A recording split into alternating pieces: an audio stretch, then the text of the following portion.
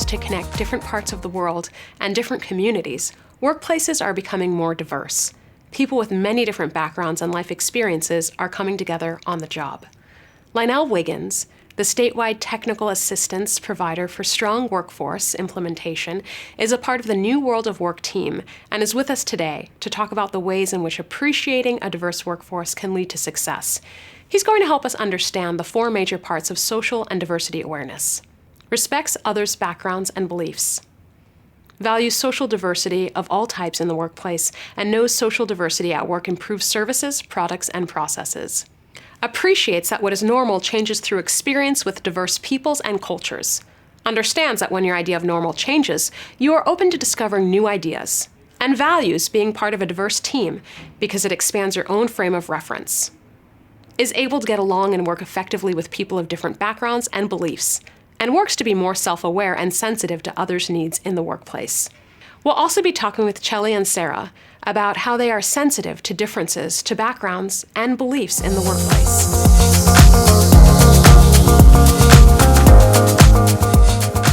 Lionel, what is the first trait of social and diversity awareness? The first trait is respecting others' backgrounds and beliefs. It's just part of us learning more about one another and learning how to mutually benefit one another while we're here on this earth. Absolutely. So when you are communicating and engaging with others, does this mean that you shouldn't be sharing your experiences that differ from the group?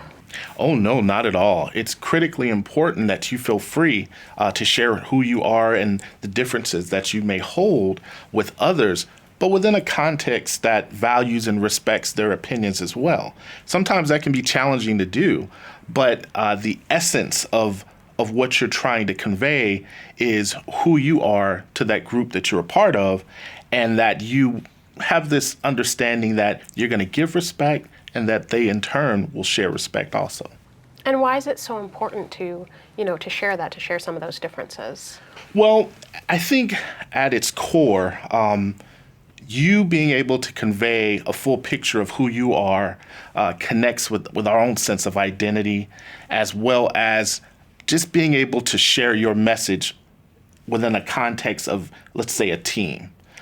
Every environment that we're in, whether it's educational or the workplace, the idea should be that we're working to share part of who we are so that people understand the way that we see the world, so that we could mutually benefit one another as we attempt to reach the goals that our company set for us or the goals that we might have through our tutoring session even. For me to be able to work with you because we've been assigned a project. These are all critical types of activities that require respecting the other individual's beliefs if you're to reach the outcome ultimately that you hope to reach. And Chelly, you've had some great experience working with an organization in which there was a lot of diversity.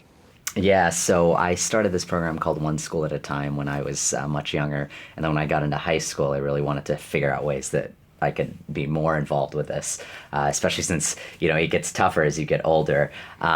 So what I would do in high school is I would volunteer by doing youth soccer coaching. So anywhere from 3-year-olds to 7-year-olds, both boys and girls.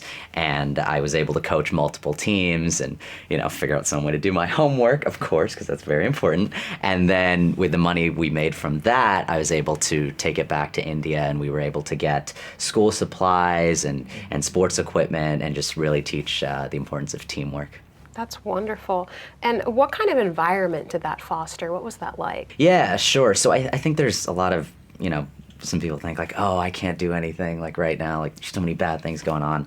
And it was really important and eye-opening because we brought all these kids together who didn't necessarily speak the same language, both boys and girls from different backgrounds, and just showed them the value and the importance of all being one and uniting around a common goal. And we were all able to learn through each other. And like at the very end of practice, I would give them the ball and I'd say, all right, guys, let's see who can, guys and girls, let's see who can hit me the hardest. And then, they'd all stand around and they'd just start like hitting me. So just little fun things like that we were all really able to bond over. So. But Shelley's ability to model respect for the students that he was working with, I'm sure that carried over into the lessons that he was teaching through soccer and allowed the students to really engage one another and feel sort of at home and to the extent that there was this community almost.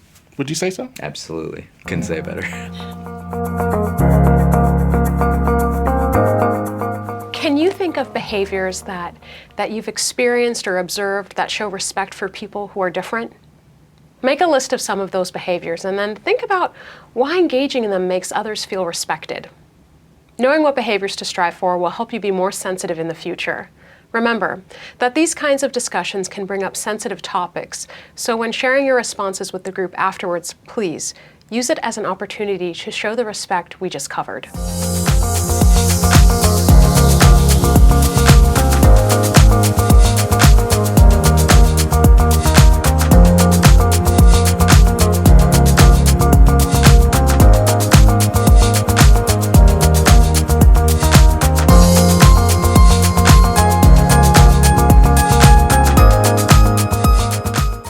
What is the second trait of social and diversity awareness? It is valuing social diversity of all types in the workplace, and knowing social diversity at work improves services, products, and processes. What do you mean by social diversity of all types? Well, I think the first thing that comes to mind when we think of diversity is this concept of ethnic diversity, because we're all so different visually. But there are also elements such as age, gender, religion, beliefs, sexual orientation. It runs the gamut. So it sounds like you're saying that even the word diversity is diverse itself. It really is, when you think about it. And Sarah, do you have any experience with the concept that Lionel's describing? Yeah, I do. I was actually recently an intern, and it was a screenwriting boot camp for the summer. And so we had a ton of people from around the world coming together, all these different writers. They, there's different genres that they would write. And so, for an example, we had Melanie, and she was from France.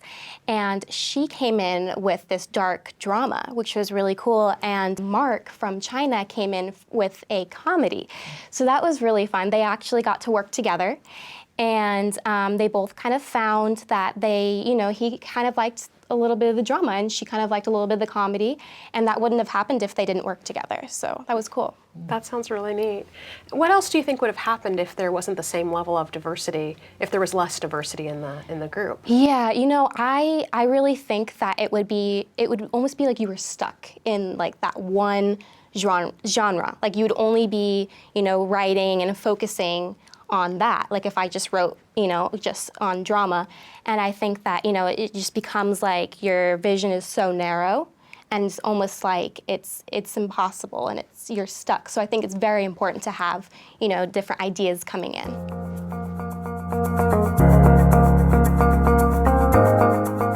Now divide yourself into groups of 3 or 4. Try to team up with people you don't know very well. And imagine that your group is a group of Hollywood producers trying to come up with the plot of a new movie. To get ideas, you're all asked to write down your favorite movie and what you like about it. Once everybody has an answer, take turns sharing your favorite movies and the reasons you enjoy them.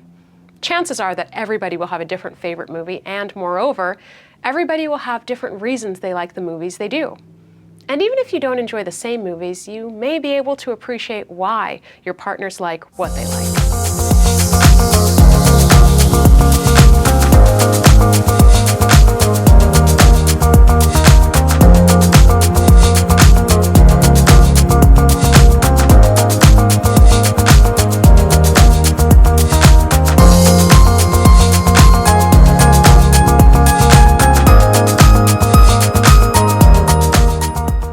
Lionel, what is the third trait of social and diversity awareness? It's appreciating that what is normal changes through experiences with diverse peoples and cultures. Understanding that when your idea of normal changes, you're open to discovering new ideas, and valuing being a part of a diverse team because it expands your frame of reference. So what I'm thinking of as normal might be different from what, say, you think of as normal. Definitely, definitely. There is no objective sense of what normal is. And Sarah, have you had any experiences where you had to broaden your idea of what was normal? Oh, yeah. I actually recently had the privilege to teach dance classes to kids with disability. And of course, that was a little bit different for me because I had realized that I had been taught a different way, a different method of dancing. And that made me realize that there are different, learning skills, just like how I would teach these kids with disability. And it made me think about when I was growing up in school, and I actually was dyslexic. So my teachers had to kind of break things down for me, and it was a different learning method as well. And so I'm kind of doing what my teachers did for me for these kids. Wow, that sounds really great. These are key tenets that employers look for. This is really what the concept of diversity is all about. So, Lionel, you mentioned that being in a diverse team can expand your frame of reference. How exactly does that work? Well, when you establish a different perspective than what you previously had, it connects with your sense of personal growth. You see yourself becoming more self-aware, and you're able to really convey perspectives that benefit the growing team. Yeah, I agree. I mean, growing up dancing, there was just that one, method that I would always use and my instructors would always use with me. And it really opened up my mind to really teach these kids with disabilities how to learn a different way. So I really love what you both had mentioned, and you're helping me to see also that a diversity in perspectives means that there will be a diversity of questions, which then means we could have a diversity of answers and solutions. Now, have you ever had an experience where someone you were working on a team with helped you see the world from a new perspective? Find a partner and exchange stories of how diversity on a team enriched your life.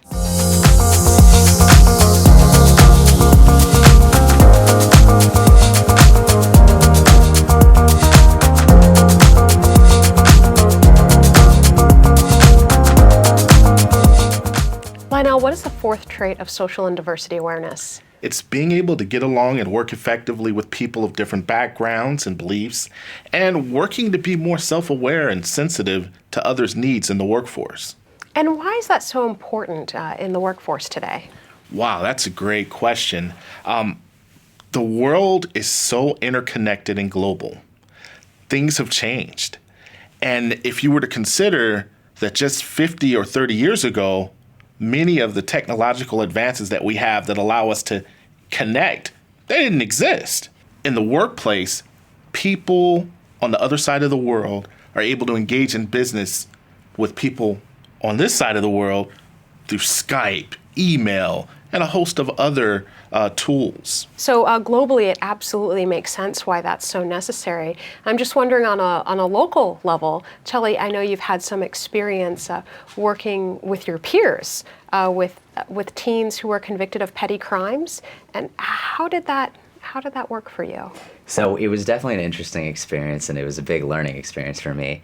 Obviously, there were peers who had committed these crimes, and they were coming into me, and we were all kind of the same age, and like, you're going to represent me in court, like, what's going on, type thing. Like, everyone's a little and so what would happen is basically we would go argue the case in front of a judge, and the judges would all be lawyers who are all doing pro bono work, so all very legit, can be very intimidating. And of course, I'm sitting down with these kids that are my age, and I'm looking at them kind of saying, okay, well, let's kind of figure out what's going on.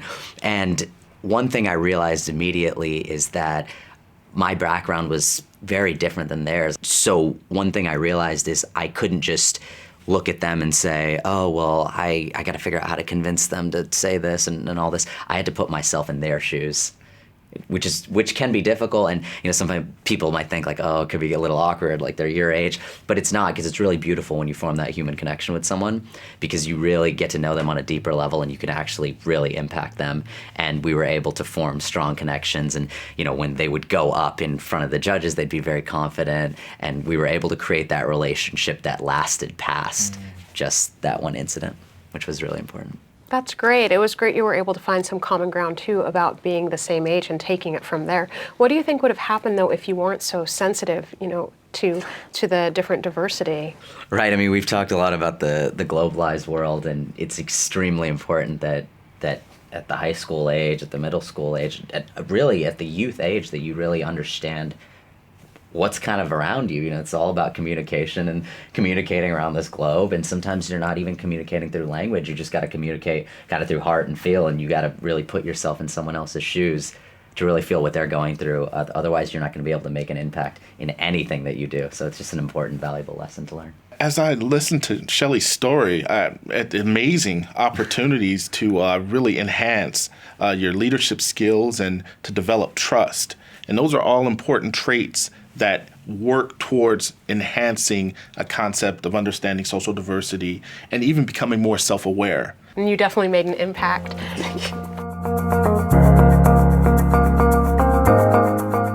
Now partner up with someone and think of 2 different countries in the world.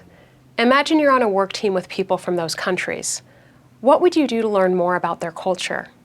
Now do some research and come up with a list of 5 fun facts about each country. Use these lists to share with the group so everyone can learn more about how globally connected we all are.